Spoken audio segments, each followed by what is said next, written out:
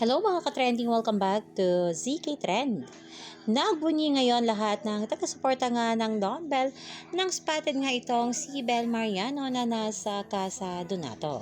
Yes mga kabablis, nasa Casa Donato nga si Bel Mariano kasama nga sina Piolo Pascual at ang boss nga ng ABS-CBN na si CLK. Kaya pala ay walang cooking show o cooking post itong ating Bel Mariano this past few days dahil nga nasa Casa Donato pala itong ating Belinda. Kung matatandaan kahapon nga lumabas ang mga larawan na ito yung napapapi at Donnie Pangilinan na kung saan marami ngang nagsasabi na andyan nga si Bel Mariano. At ngayong araw nga ay confirm na talaga namang andyan pala si Bel Mariano. At sobrang saya nga ng mga taga-suporta ng Don Bell nang dahil dito. Talaga namang napakaloki talaga itong ating Belinda at Donnie at talagang di natin alam ang kanilang mga galawan off-cam kung wala ngang magpo-post.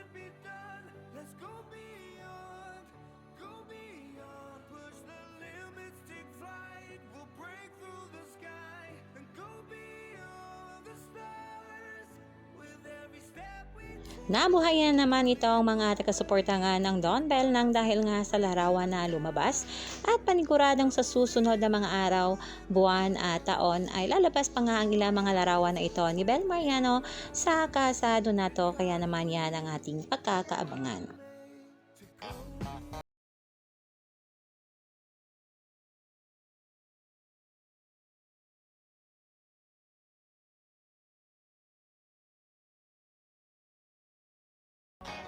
I'll use my past to build my future. Keep moving forward.